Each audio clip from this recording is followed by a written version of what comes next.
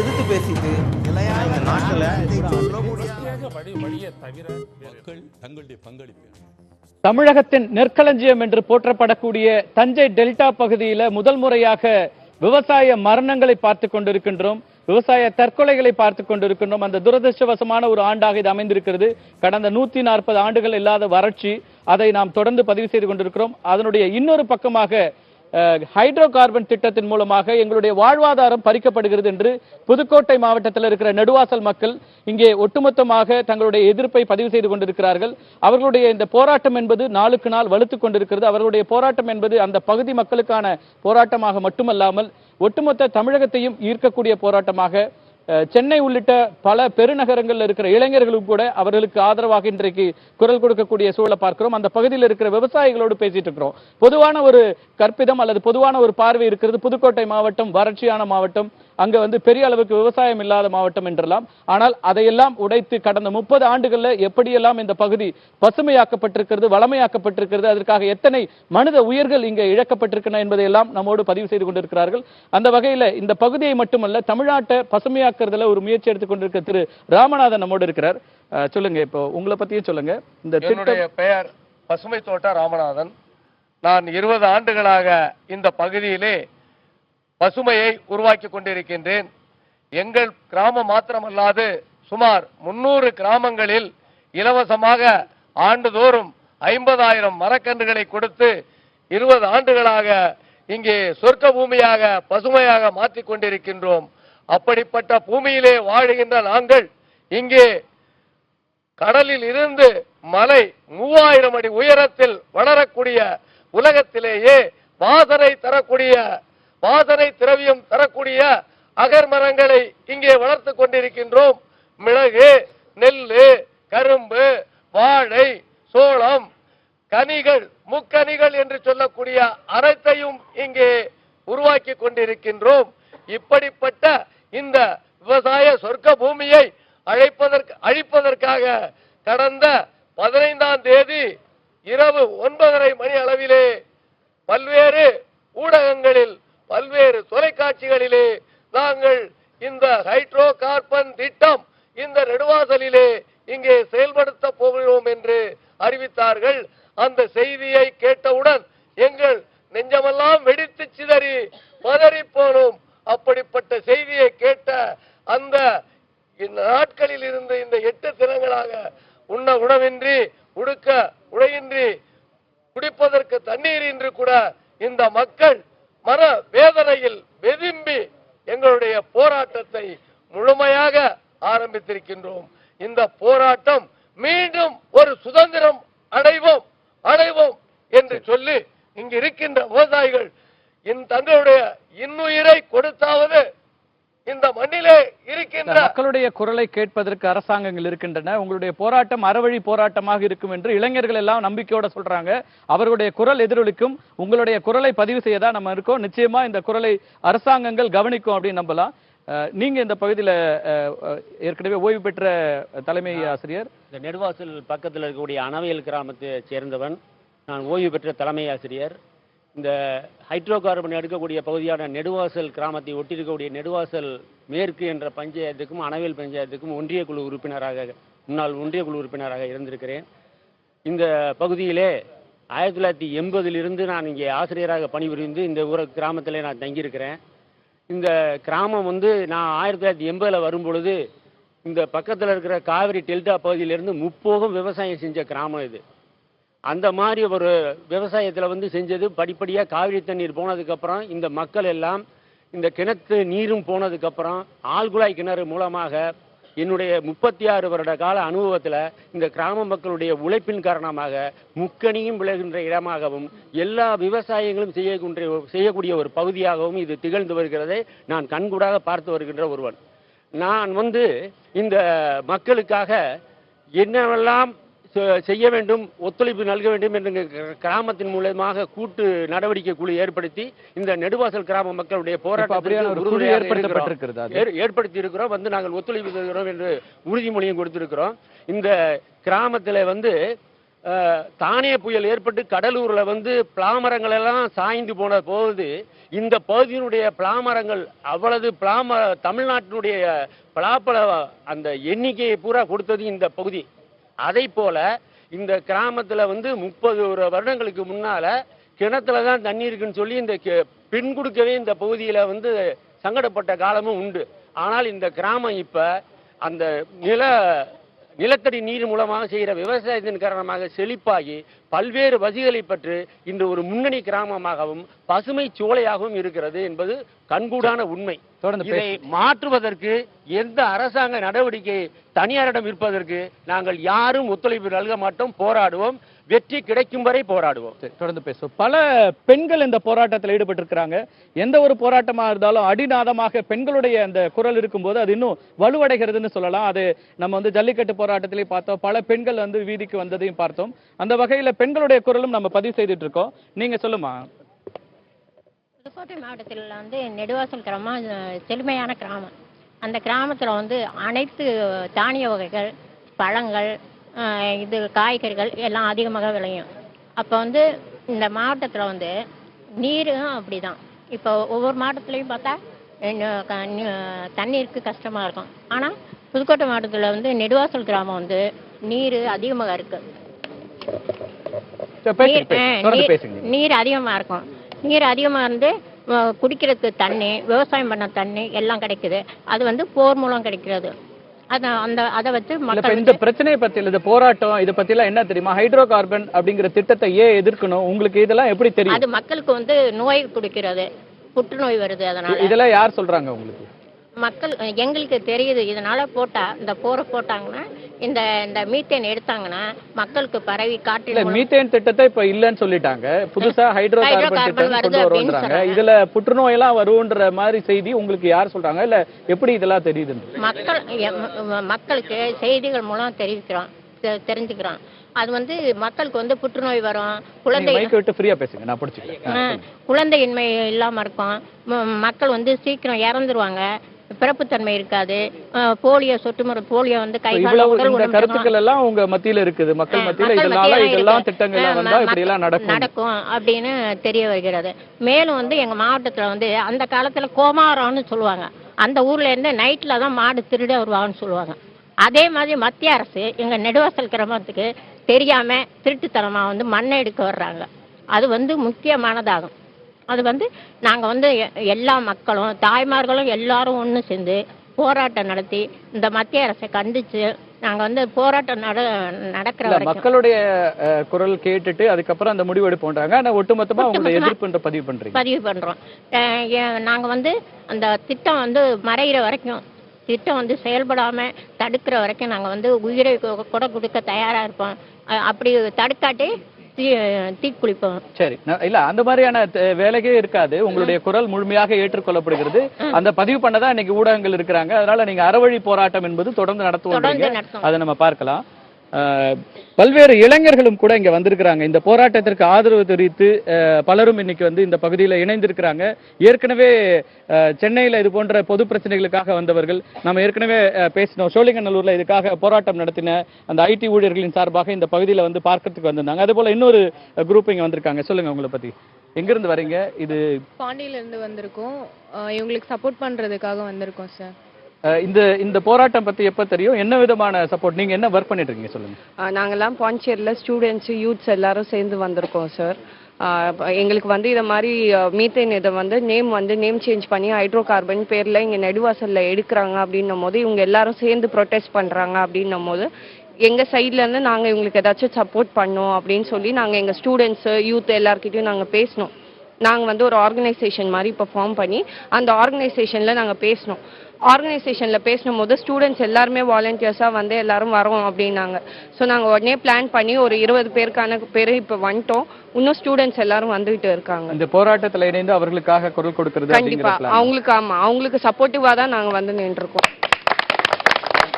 எவ்வளவு பேர் வந்திருக்கீங்க? இப்போ எவ்வளவு நாள் இருக்க போறீங்க? போராட்டம் தொடர்ற வரைக்கும் இருக்கதா? என்ன மாதிரியான திட்டங்கள் வச்சிருக்கீங்க? இல்ல, போராட்டம் தொடர்ற வரைக்கும் நாங்க இங்க இருக்கிற மாதிரி தான் இருக்கோம். 20 பேர் இப்போதைக்கு வந்திருக்கோம். அப்புறம் எல்லாரும் வந்துகிட்டு இருக்காங்க. ஸோ அவங்க ஜாயின் பண்றவங்க ஒரு 30 பேர்கிட்ட ஜாயின் பண்ணுவாங்க சார். நீங்க சொல்லுங்க, எங்க இருந்து வந்திருக்கீங்க? என்ன உங்களுடைய நாங்கள் பாண்டிச்சேரியில் ஜல்லிக்கட்டு நீங்க எல்லாமே ஒரே ஊர் தான். பாண்டிச்சேரியில் முதல்ல ஜல்லிக்கட்டு நடந்ததுக்கு அப்புறம் வந்து நாங்கள் ஸ்டூடெண்ட்ஸ் எல்லாம் சேர்ந்து உலக தமிழ் இளைஞர் மற்றும் மாணவர் ஒருங்கிணைப்பு அப்படின்னு சொல்லிட்டு ஒரு ஒருங்கிணைப்பு உருவாக்கி இது மாதிரி பொது பிரச்சனைகள் பார்க்க ஆரம்பிச்சோம். அப்போ வந்து மீத்தேன் திட்டம் வந்து ஏற்கனவே வந்து எல்லாரும் பரப்புரை பண்ணியிருந்தாலும் இங்கே வந்து வேறொரு பேரில் வந்து பார்த்தீங்கன்னாக்கா நம்ம இனத்தையும் விவசாய நிலத்தையும் உழவர் பெருமக்களையும் அந்த அழிக்கக்கூடிய அந்த திட்டத்தை மறுபடியும் கொண்டு வராங்க மத்திய அரசு வந்து ஒரு மெத்தனை போக்காவும். இப்போ பாண்டிச்சேரியில் பார்த்தீங்கன்னா எங்களோட முதலமைச்சர் வந்து பார்த்தீங்கன்னா குரல் கொடுத்துட்டார். அதாவது வந்து கட்டாயமாக வந்து பார்த்தீங்கன்னா இது வந்து எடுக்கிறது நாங்கள் எதிர்ப்பு தெரிவிப்புன்னு சொல்லிட்டாரு. ஆனால் தமிழகத்தில் பார்த்தீங்கன்னாக்கா ஆட்சியை காப்பாற்றிக்கிறதுக்காகவும் தங்க பதவி சண்டையிலையும் வந்து பார்த்தீங்கன்னா விவசாய பெருமக்களையும் எங்களோட இனத்தையும் கண்டுக்கிறது கிடையாது. இதை கண்டுக்காம அவங்க பதவிக்காக சண்டை போட்டுட்டு இருக்காங்க. ஆனால் ஒரு வாய் கூட திறக்கல. அதாவது பார்த்தீங்கன்னாக்கா அட்லீஸ்ட் வந்து நாங்கள் எதிர்ப்போம் இல்லை அதை பற்றி கண்டுக்கும் அது எதுவுமே சொல்லாம இன்னைக்கு இந்த பகுதியினுடைய அமைச்சர் வந்து பார்த்திருக்கிறாரு, அஷூரன்ஸ் கொடுத்திருக்கிறாரு. பிரதமரை சந்திக்கிற போது அவர் சொல்லும்போது பத்தி பேசுவார் அப்படிங்க. அவர் சொல்லும்போது சார் அப்போ ஒரு முதலமைச்சர் என்ன சொல்றாரு பாத்தீங்கன்னாக்கா மத்திய அரசு செய்யக்கூடிய அனைத்து திட்டங்களும் வந்து பாத்தீங்கன்னா மக்களின் நலனுக்காக தான் இருக்கும், அதை நாங்க தமிழக அரசும் ஆதரிப்போம் அப்படின்ற மாதிரி தான் சொல்றாங்க. இப்ப 2 விதமான பேச்சுக்களும் இருக்கு. அப்ப நாங்க எந்த பேச்சை நம்புறது? அப்போ நாங்கள் மக்கள் ஒவ்வொரு முறையும் நம்பி ஏமாந்து ஒவ்வொரு முறையும் முட்டாளாக தான் போயிட்டு இருக்கோம். அது இதுக்கப்புறம் இந்த முட்டாள்தனம் நடக்காது. எங்களை மீறி தான் வந்து எங்களோட நிலத்தில் இருக்கக்கூடிய வளங்களை அவங்க சுரண்ட முடியும். அதுக்காக தான் எங்கள் உழவர் பெருமக்கள் கூட எங்களுக்கு சோறு போட மக்கள் கூட அவங்க கிட்ட நாங்கள் சோறு சாப்பிட்ட நன்றி கடனை தீர்க்கிறதுக்காக நாங்கள் வந்து இங்கே உட்காந்து வேறு வகையான இந்த மக்களை ரீச் அவுட் பண்ணுறதுக்கு நீங்கள் ஏதாவது ஒர்க் அவுட் பண்ணியிருக்கீங்களா? உங்களை மாதிரி யூத் இப்போ ஏற்கனவே மற்ற பகுதிகளில் இருக்கிறவங்களை ரீச் அவுட் பண்ணுறது கண்டிப்பாக பண்ணியிருக்கோம் சார். எப்படின்னா நாளைக்கு எங்கள் ஸ்டூடெண்ட்ஸ் நிறைய பேர் வராங்க, காலேஜ் ஸ்டூடெண்ட்ஸ் நிறைய பேர் வர சொல்லியிருக்கோம். அது மட்டும் இல்லாமல் பார்த்தீங்கன்னா வெவ்வேறு பகுதியில் இப்போ மும்பையில் அங்கங்கே இருக்க தமிழ் மாணவர்கள் இருக்கா இல்லைங்களா, அவங்கள வந்து பார்த்தீங்கன்னாக்கா இதே கொள்கையை முன்னிறுத்தி ஃபேஸ்புக்கில் ட்விட்டரில் எதெல்லாம் ட்ரெண்ட் பண்ண முடியுமோ ட்ரெண்ட் பண்ணி எவ்வளோ தூரம் எங்களால் அழுத்தம் கொடுக்கும், ஒவ்வொரு பகுதியிலேருந்து என்னெல்லாம் அழுத்தம் கொடுக்க முடியும், எங்களுடைய நாங்கள் தேர்ந்தெடுத்த பிரதிநிதிகள் மூலமாக என்னென்ன ரெப்ரஸன்டேஷன் பண்ண முடியுன்ற மாதிரிலாம் கலந்து ஆலோசிச்சுட்டு ஒவ்வொரு முடிவாக எடுத்துகிட்டு இருக்கோம் சார். தொடர்ந்து பேசலாம். இந்த பகுதியினுடைய சட்டமன்ற உறுப்பினரும் இருக்கிறார், நம்ம தொடக்கத்தில் அறிமுகப்படுத்தியிருந்தோம். இந்த பிரச்சனைகளை பொறுத்த வரைக்கும் விவசாயிகள் மிக கடுமையாக எதிர்ப்பு தெரிவிக்கிறாங்க. மற்ற பகுதிகளுடைய மக்களும் மாணவர்களும் போராட்டங்களுக்கு வந்துட்டு இருக்கிறாங்க. அப்ப உங்கள் கட்சியின் சார்பாக இதற்கான அடுத்த கட்ட நடவடிக்கைகள் அப்படி ஏதாவது திட்டமிட்டிருக்கீங்களா?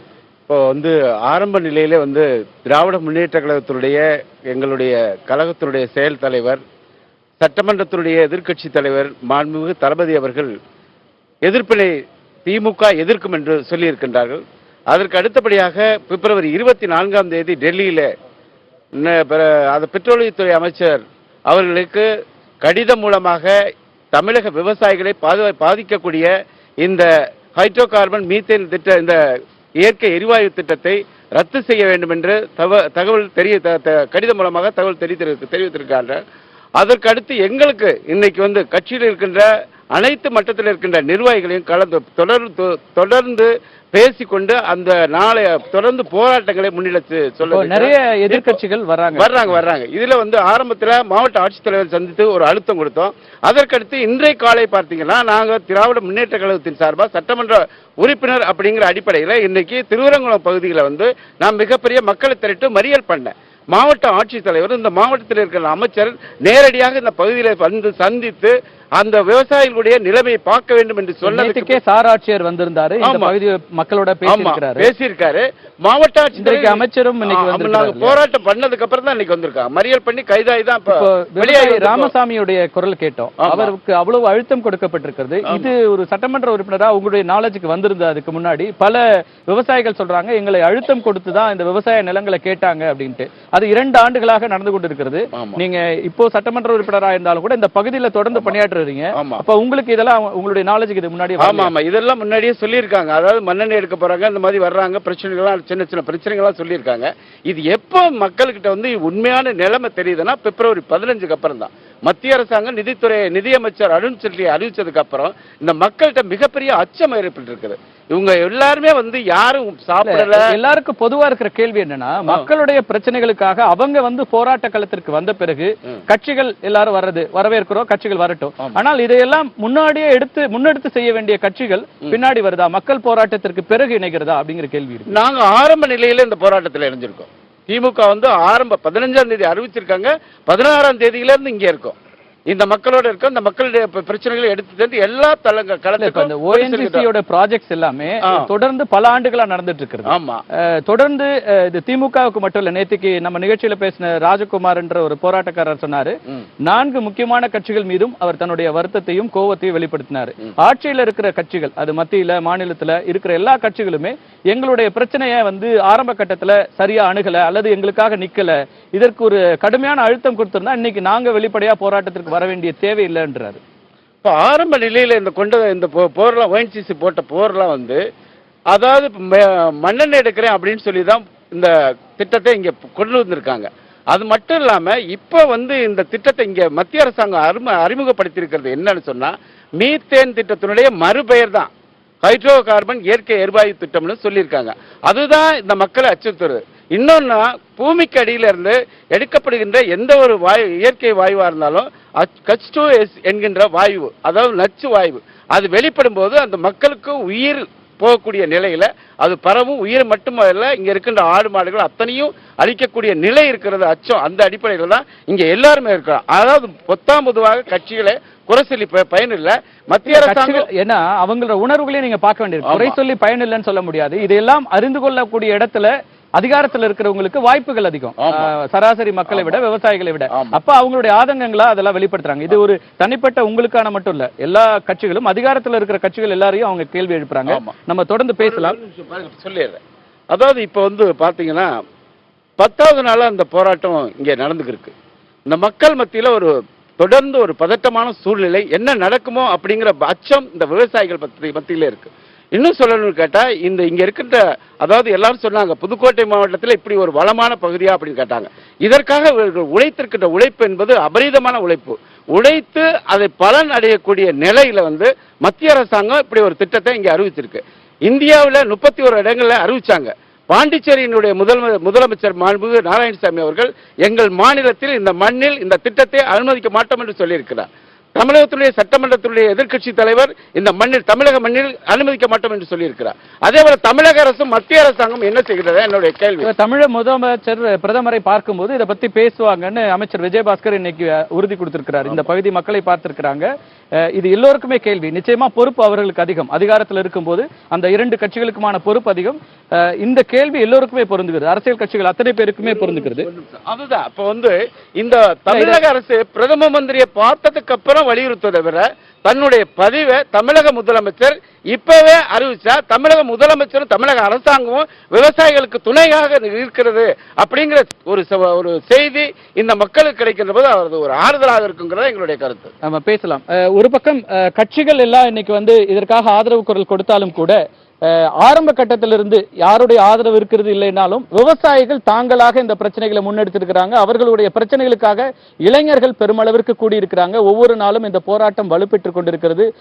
புதிதாக வெளியூரில் இருந்தெல்லாம் இளைஞர்கள் இன்னைக்கு ஆதரவு தெரிவித்து வந்து கொண்டிருக்கிறார்கள். இந்த போராட்டம் அடுத்தடுத்த கட்டங்களை நோக்கி நகரும். இந்த திட்டம் தடுக்கப்படும் வரை இந்த போராட்டத்தை நாங்கள் நிறுத்தப் போவதில்லை அப்படிங்கிற அந்த குரல்கள் கேட்டுக்கொண்டிருக்கின்றன.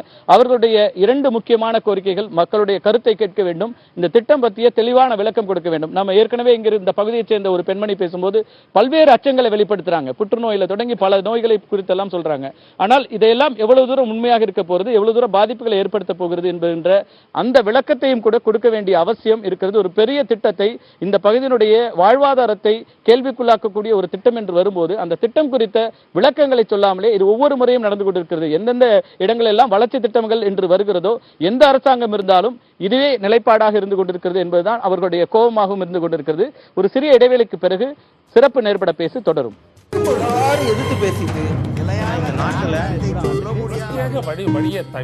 மக்கள் தங்களுடைய பங்களிப்பை அளிக்க வேண்டும். மத்திய அரசாங்கத்தினுடைய ஹைட்ரோ கார்பன் இந்த திட்டத்திற்கு எதிர்ப்பு தெரிவித்து புதுக்கோட்டை மாவட்டம் நெடுவாசலில் மிகப்பெரிய ஒரு போராட்டமாக, தொடர் போராட்டமாக நடந்து கொண்டிருக்கிறது. விவசாயிகள் மட்டுமல்ல, அவர்களுக்கு ஆதரவு தெரிவித்து பல்வேறு தரப்பான மக்களும் வந்து கொண்டிருக்கிறார்கள். பல இளைஞர்களும் பல பகுதிகளில் இருந்து வந்து ஆதரவு தெரிவிச்சிட்டு இருக்காங்க. அது குறித்தெல்லாம் பேசிக் கொண்டிருக்கிறோம். இந்த ஹைட்ரோ கார்பன் திட்டத்திலேயே பணியாற்றிய இந்த பகுதியைச் சேர்ந்தவர் யுனைடெட் அரப் எமிரேட்ஸ்ல 10 ஆண்டுகள் இந்த திட்டத்தில் பணியாற்றிருக்கிறார். அவர்கிட்டயே கூட பேசலாம். நீங்க உங்களை அறிமுகப்படுத்தி. ஐயா வணக்கம், என் பேர் சீனிவாசன். நான் இந்த பகுதி விவசாய குடும்பத்தை சேர்ந்தவன் தான். இது எப்படின்னு கேட்டிங்கனாக்கா, இந்த மனித வளம் இருக்கிற இடத்துல வந்து என்ன இந்த மாதிரி வந்து ஆயில் ஃபீல்டு வந்து செய்யவே கூடாது. அரபு நாட்டில் பார்த்தீங்கன்னாக்கா 300 கிலோமீட்டருக்கு அப்பால் தான் வந்து. ஆனா அரபு நாடுங்கிறது எல்லா வேலை பார்த்துக்காங்க. யுனைடெட் அரபு அபுதாபில வந்து அப்சான்கிற ஏரியா தான் இந்த ஆயில் ஃபீல்டு எடுக்கிறாங்க. அங்கேருந்து எடுத்து தான் ரீஃபில் பண்ற வந்து ருவேஸுங்கிற ஏரியாவில்.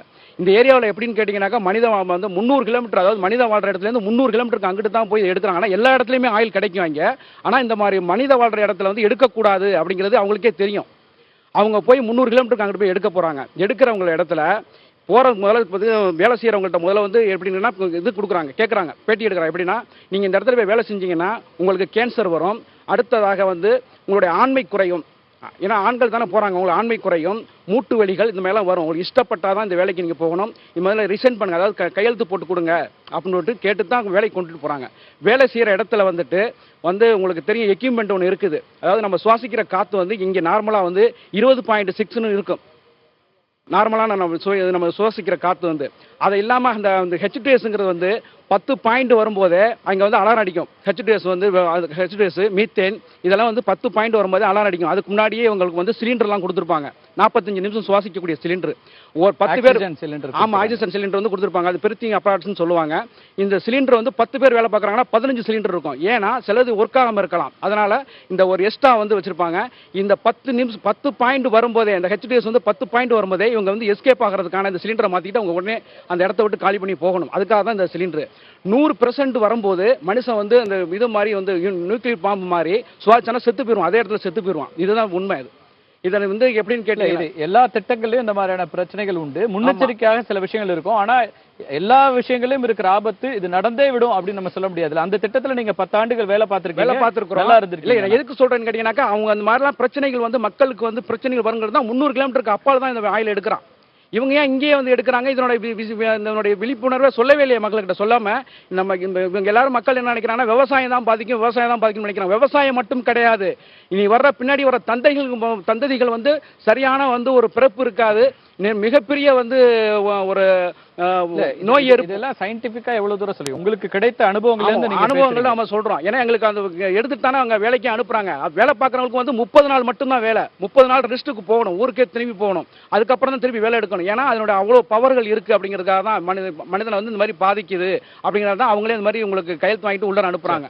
தொடர்ந்து பேசும் குழந்தைகளோடும் கூட போராட்ட களத்திற்கு வந்திருக்கு. உங்களுக்கு சொல்லுங்க, இந்த ஊரா நீங்க? நான் புல்லான்விடுது, இங்கேருந்து 2 கிலோமீட்டர்ஸ் சார். நான் பிஏஎம்எஸ் படிச்சிருக்கேன். ஆனால் என்னோட ஃபேமிலி எல்லாம் விவசாயம் தான் பார்க்குறாங்க. என்னோட மாமா அத்தை எல்லாம், என்னோட ஹஸ்பண்ட் ஃபிசியோதெரப்பி.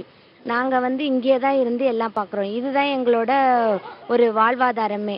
இதிலிருந்து தான் எடுத்து இது பண்ணால் ஒன்று முன்னாடியே அவங்க சொல்லியிருக்கணும். நாங்கள் வந்து எல்லாரும் வெளியே அனுப்பிட்டு தான் இதை எடுக்கணுங்கிறாங்க. எடுத்து இது என்ன சொல்றது, எல்லாருக்குமே ஒரு அச்சம் இருக்கு. என்ன மாதிரியான விளைவுகளை ஏற்படுத்தும்? விளைவு வந்து பூமிக்கு மட்டும் இல்ல, மனுஷங்களுக்கும் தான். இதை தவிர எங்களுக்கு வெளியே போய் எதையும் பண்ணவும் முடியாது. அப்படிங்கும்போது நாங்க என்னதான் பண்றது? அவங்க வந்து வெளியே தான் எடுக்கணும். இங்க ஜனங்கள் இருக்கிற இடத்த ஏன் எடுக்கிறாங்க? அந்த பயம் இருக்கு. டிசீஸ் எல்லாம் கண்டிப்பா வரும். சரி, தொடர்ந்து பேசலாம். இந்த பகுதியினுடைய விவசாயி ஒருவரும் இருக்கிறார். நீங்க சொல்லுங்க, நிறைய விவசாய சங்கங்கள் போராட்டங்கள் இதெல்லாம் இருந்துட்டு இருக்குது, உங்களுடைய பார்வை? வந்து இயற்கை விவசாயத்தையும் பாரம்பரிய விவசாயத்தையும் பாரம்பரிய விதைகளையும் மீட்டெடுக்கணுங்கிறதுக்காக நாங்கள் வேலை செஞ்சுட்டு இருக்கோம். அந்த விவசாயத்தை செஞ்சுக்கிட்டு இருக்கோம். இன்னைக்கு வந்து நீங்கள் எங்களே புதுக்கோட்டை மாவட்டத்தை வந்து ஒரு வறட்சிங்கிற பார்வையில் கொண்டுட்டு வந்தீங்க. அந்த வறட்சிங்கிறது புதுக்கோட்டை மாவட்டத்தில் உள்ள 13 ஒன்றியங்கள், ஒரு 5 தொகுதிகள் இருக்கும் பொழுது இதில் வந்து அதிகமான தொகுதிகளில் வந்து குவாரிகளும் பாறைகளும் இது மாதிரி இருக்கிற பகுதிகள் தான் நிறைந்திருக்கு. புதுக்கோட்டை மாவட்டத்தினுடைய வளமான பகுதிகள் என்றால் இந்த ஆலங்குடி, கரம்பக்குடி, கந்தரக்கோட்டை இந்த உள்ளடக்கிய இந்த 3 பகுதிகளும் தான் ஒரு வளமான பகுதி. இந்த பகுதிகளிலிருந்து விளைகின்ற பொருட்களை மூலமாகத்தான் மற்ற மாவட்டத்தில் உள்ள மக்களுக்கும் இது உணவளிக்க வேண்டும். அதற்கு மேல் இவர்களுக்கு ஒரு வருமானம் உள்ள பயிராக வெளி மாநிலங்களுக்கும் அனுப்பக்கூடிய தரமான பொருட்கள் இங்கு கிடைக்கின்றன.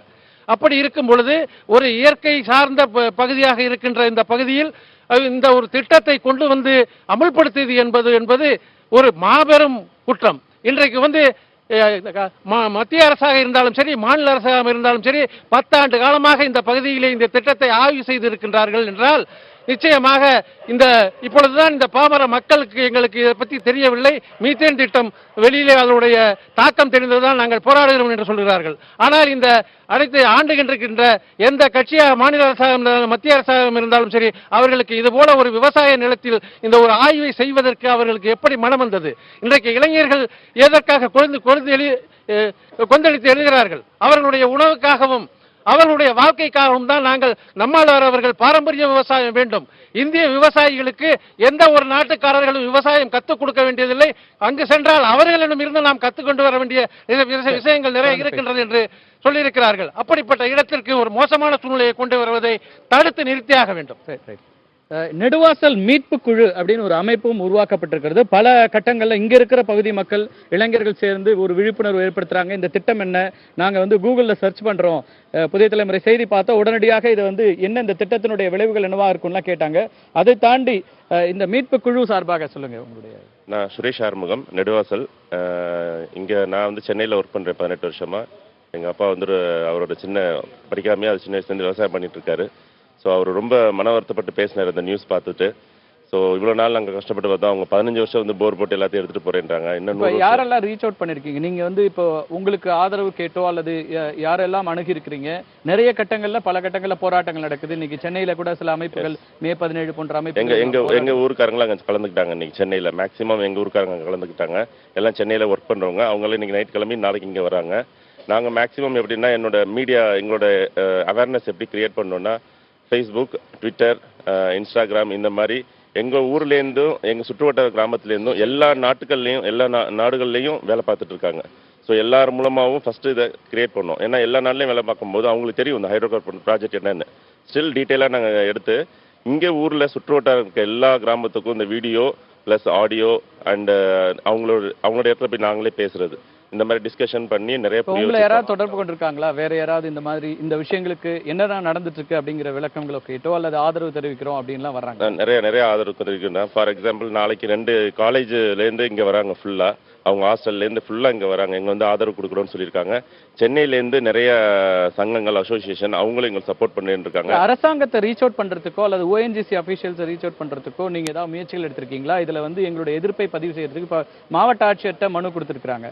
அதை கடந்து வேற என்ன அந்த மாதிரியான முயற்சிகள் ஏதாவது எடுத்திருக்கீங்களா? மாவட்ட ஆட்சியர்கிட்ட மனு கொடுக்கும்போது மாவட்ட ஆட்சியர் பதில் வந்து நாங்கள் கேள்விப்பட்டது என்னன்னா, இது சம்பந்தமா எங்களுக்கு எதுவும் ரெக்கார்ட்ஸ் இல்லை, நாங்கள் சப் கலெக்டர் அனுப்பி இதை அனலைஸ் பண்ணி என்னன்னு சொல்றோம். வந்துட்டு போயிருக்காரு. ஆனா மத்திய அரசு சார்ந்த ஒரு உயர்ந்த ஒருத்தர் வந்து என்ன சொல்லியிருக்காருன்னா, இவங்க எப்பயோ கையெழுத்து போட்டு கொடுத்துட்டாங்க, ஆர்ஐ விஓ எல்லாமே பண்ணிக்கிறாங்க, கிராமத்திலே ஒப்பீனியன் வாங்கியிருக்காங்கன்னு சொல்றாங்க.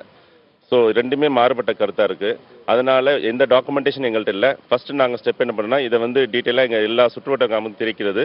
செகண்ட் ஸ்டெப் வந்து இந்த மாதிரி டாக்குமெண்டேஷன் கலெக்ட் பண்ணுறது. Third, from next week we are going to submit our request or complaint to the respective people like pollution control board or இந்த சுற்றுப்புற சூழல் அவங்களுக்கு, என்விரான்மெண்டல் மினிஸ்ட்ரிக்கு, then CM, then collector, sub collector, VAO எல்லாருக்குமே நாங்கள் letter கொடுக்க போகிறோம். தொடர்ந்து பேசலாம். தோழர், கடைசியாக இந்த நிறைய கட்டங்கள்ல இந்த போராட்டங்கள் வந்து கொண்டு இருக்கிறத நம்ம பார்க்கிறோம். உங்களுடைய இறுதியான இந்த பார்வை சொல்லுங்க. இது வந்து இளைஞர்களுடைய போராட்ட காலம். ஜல்லிக்கட்டுல இளைஞர்கள் போராடி வெற்றி பெற்றிருக்கிறார்கள். அதே போல விவசாயிகளும் இளைஞர்களும் ஒருங்கிணைந்து போராடி வெற்றி பெற போறாங்க. காலம் தாழ்த்தாமல் மத்திய மாநில அரசாங்கங்கள் இதை வந்து இந்த திட்டத்தை கைவிட்டேன் என்று மிக விரைவில் அறிவிக்க வேண்டும். ரெண்டாவது, இந்த பகுதியில் நிலங்கள் பெரிய அளவில் பாதிக்கப்பட்டிருக்கு. நேரடியாக இன்னைக்கு பார்க்க போன போது பல இடங்கள்ல பாதிப்பு ஏற்பட்டிருக்கு. சில இடங்கள்ல புற்றுநோயால் 20க்கு மேற்பட்டவர்கள் இறந்தான புள்ளி விவரங்கள் இருக்கு. ஆனால் அதை பற்றி ஆய்வு தேவை. இறந்தவர்களுக்கான வந்து இந்த விவசாயிகள் சொல்றது ஓகே, நம்ம என்ன அடிப்படையில் இந்த குற்றச்சாட்டுகள் வைக்கிறோம்? இந்த சயின்டிபிக்கா எந்த எவிடன்ஸா இருக்கு? அதாவது இது வந்து புள்ளி விவரங்கள், இதற்கான ஆதாரங்களை இனிமேல் தான் நாம வந்து அதை ஆய்வு செய்து எடுக்கணும். முதல் கட்டத்தில் நம்ம மனசுக்கே புரியுது, இந்த பகுதியில் வந்து கேன்சர்ல ரொம்ப பேர் செத்தாங்க அப்படிங்கிறதெல்லாம் கடந்த காலத்தில் இந்த பகுதியை சார்ந்தவன் தான் நான், எனக்கு அதை பற்றி தெரியும். அதனால வலிமை மிகுந்த மக்கள் ஏன் கேன்சர் வந்ததுங்கிறதுக்கும் இதுக்கும் தொடர்புபடுத்தி பார்க்க முடியுது. ஒன்று. ரெண்டாவது வந்து நிலம் பெரிய அளவில் வந்து அழிவு ஏற்பட்டிருக்கு. அதுக்கான நஷ்ட ஈட்டை மத்திய மாநில அரசாங்கங்கள், ஓஎன்சிசி இந்த மக்களுக்கு தர வேண்டும் என்பது என்னுடைய கோரிக்கை. இப்போ நீங்க தொடர்ந்து உங்களுக்கான அழுத்தங்களையும் கடந்து அந்த அதிகாரிகளோட போராடிட்டே இருக்கேன்றீங்க. இன்னைக்கு இவ்வளவு பெரிய ஆதரவு வந்திருக்கு எப்படின்னு? இது இந்த போராட்டம் தொடர்ந்து இப்போ நல்ல இதாக இருக்கு. இது நடத்திக்கே இருக்க வேண்டியதான். இந்த போராட்டம் ரொம்ப தீவிரமடையும். உங்களுக்கு ஒரு நம்பிக்கை வந்திருக்கா? நம்ம கிட்ட தான் நம்பிக்கை வந்திருக்கு. நான் ஒரு ஆள் இன்னும் 3 வருஷம் போராடி பார்த்தேன். இப்போ இவ்வளோ பெரிய கூட்டம் வந்ததுனால ரொம்ப ஒரு நம்பிக்கை வந்து இந்த திட்டம் எடுத்துடலாங்கிற ஒரு நம்பிக்கை வந்திருக்கு. உங்களை பொறுத்த வரைக்கும் இதுக்கு நிலத்தை கொடுத்துருக்கீங்க. இப்போ உங்களுடைய மனநிலை என்ன இருக்கு? ஒட்டுமொத்த கிராமமும் இதுக்கு எதிர்ப்பு தெரிவிச்சிருக்கிறாங்க. நீங்க வந்து உங்களுடைய நிலைப்பாடு என்ன? இப்போ இல்லை, உலகத்துக்கு வந்து மீத்தேன் எடுக்கிறது இது கெடுதின்னு சொல்லும்போது நமக்கு வந்து அது வந்து சம்மதம் இல்லை. அது வந்து நான் வந்து அது வந்து எடுக்கக்கூடாதுன்னு என்னோட தடை. இப்போ உங்களோட நிலத்தையே திரும்பி எங்களோட நிலத்தை வந்து சரி பார்த்து கொடுக்க வேண்டும். எத்தனை வருஷத்துக்கு அது லீஸ் எடுத்திருக்காங்க? கான்ட்ராக்ட் ஏதாவது இருக்கா? வருஷம் கான்ட்ராக்ட் போடல, ஒரு கான்ட்ராக்ட் போடல.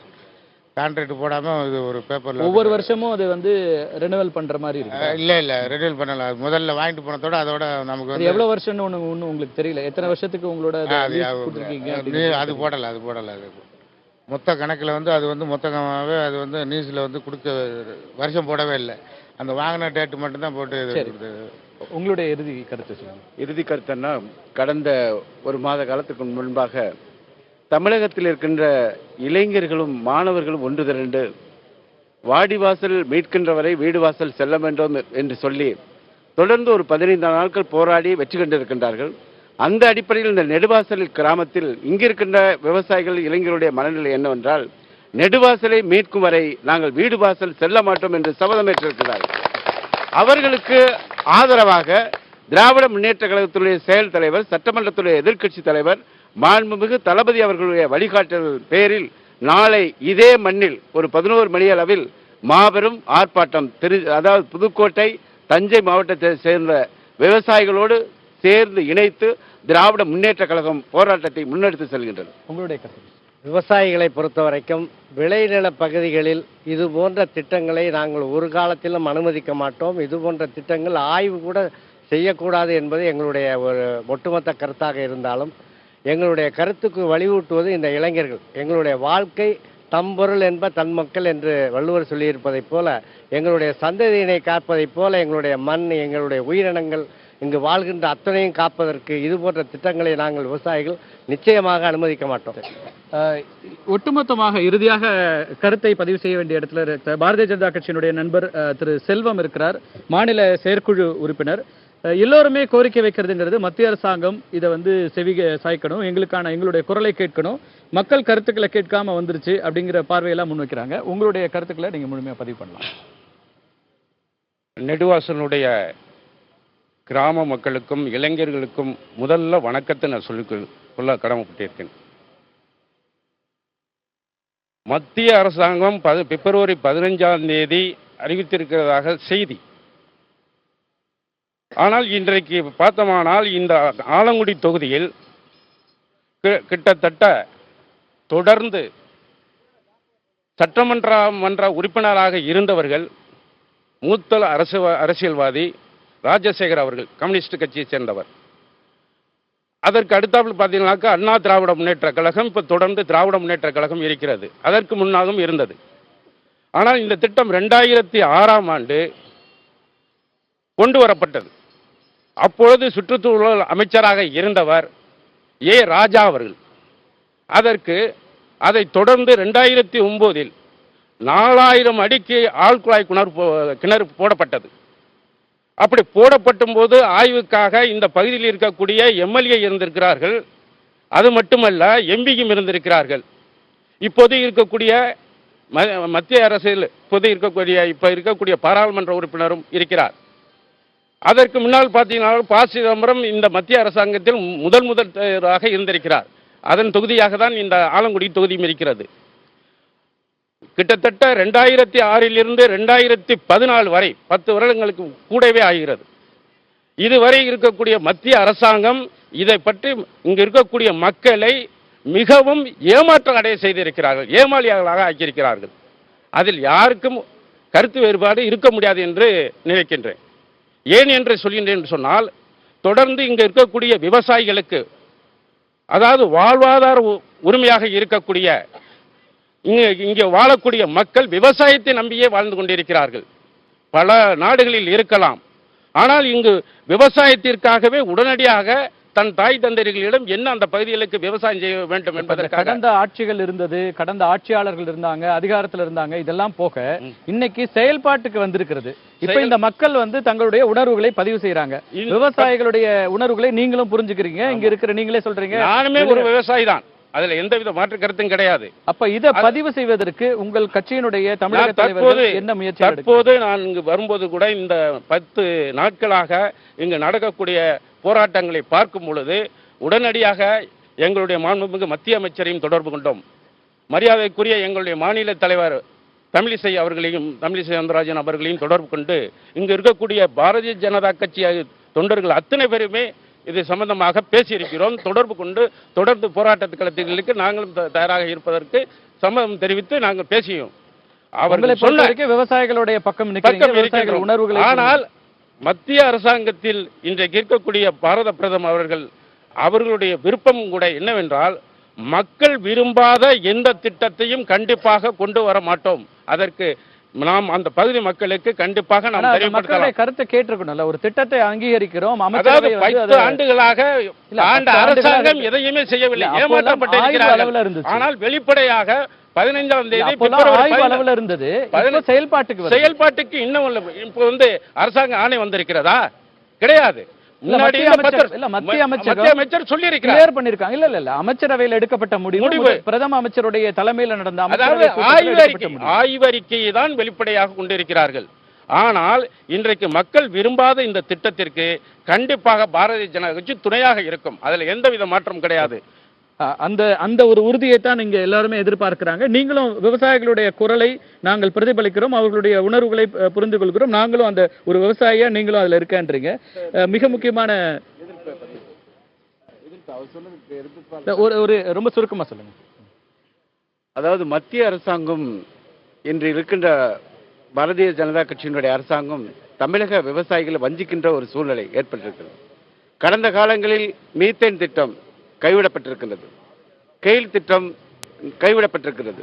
அதே போல மக்களுக்கு பயன் தரக்கூடிய சேது சமுத்திர திட்டம், அதே போல மதுராவயல் துறைமுகம்,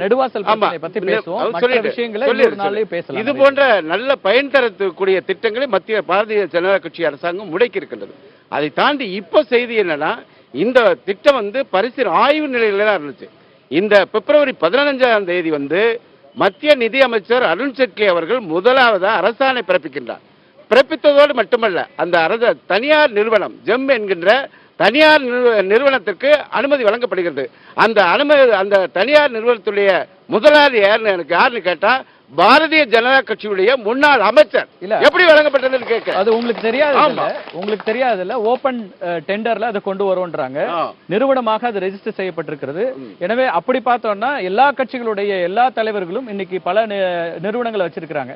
இது ஒரு அரசியலுக்குள்ள கொண்டு போக வேண்டாம். உங்களுடைய அரசியலாக சொல்லி இதை அரசியலை தாண்டி எந்த கட்சி நாட்டில் இருந்தாலும் சரி, இந்த விவசாயிகளும் முழு கருத்தாக ஏற்று இந்த ஹைட்ரோ கார்பன் இயற்கை எரிவாயு திட்டத்தை விவசாயிகளோட நான் இருக்கேங்கிறார். ரொம்ப சுருக்கமா சொல்லு. இப்ப எங்களுக்கு அரசாங்கம் செய்ய வேண்டியது ஒன்னே ஒண்ணுதான். இந்த பகுதியில நிலத்தடி நீர்மட்டத்தை உயர்த்தி கொடுக்கறதுக்கு திட்டம் வேணும். நிலத்தடி நீர்மட்டத்தை குறைக்கிற திட்டம் வேண்டாம். அடுத்தபடியா பாத்தீங்கன்னா, இது அரசாங்கம் ஒரு செயலை எங்களுக்கு செஞ்சு கொடுக்கணும். என்னன்னு கேட்டீங்கன்னா, இது வேளாண்மை பாதுகாப்பு மண்டலமா அறிவிக்கணும். இல்லைன்னா இந்த ஒரு செய்தியை உங்ககிட்ட நான் பதிவு செய்ய விரும்புறேன். 1970களில் நம்ம நாட்டில் பெரிய பஞ்சம் வந்தது. அந்த பஞ்சத்தப்ப தென் மாவட்டத்து மக்கள் எங்கே பஞ்சம் அழைக்க வந்தாங்க, இந்த பகுதியை தேடி தான் பஞ்சம் அழைக்க வந்தாங்க. இப்போ இங்கேயே பஞ்ச சூழ்நிலை உருவாச்சு. இந்த ஆண்டு கூட வறட்சியாக இருக்குது எல்லா பகுதியும். ஆனால் இந்த பகுதி பசுமையாக ஆக்கி வச்சிருக்கோம். இந்த சூழ்நிலையில் இந்த ஹைட்ரோ கார்பன் திட்டத்தை கொண்டு வந்தால் நாங்கள் எங்கே பஞ்சம் அழைக்க போகிறோன்னு தெரியல. ரொம்ப சுருக்கமா நேர குறைஞ்சு விடுங்க, மைக் கொடுங்க. இரண்டே விஷயம் சார். சொல்லுங்க. கடந்த 2-3 நாட்களில் பாஜக மூத்த தலைவர்கள் இதை பற்றி எங்களுக்கு தெரியலை, அதாவது இதை பற்றி எங்களுக்கு தெரியலை, தெரியாமல் பேசுகிறாங்க, இவங்களுக்கு அந்த நிலவரம் தெரியலன்னு சொல்கிறாங்க. நான் ஒரு விஷயத்தை தெளிவுபடுத்த விரும்புகிறேன். எங்களோட அண்ணன்கள் எல்லாருமே வெளிநாட்டில் இந்த ஆயில் அண்ட் கேஸ்களில் மேனேஜர்ஸாக டெக்னீஷியன் ஹெட்டாக இருக்காங்க. அதை பற்றி எங்களுக்கு எல்லா விஷயமே தெரியும்.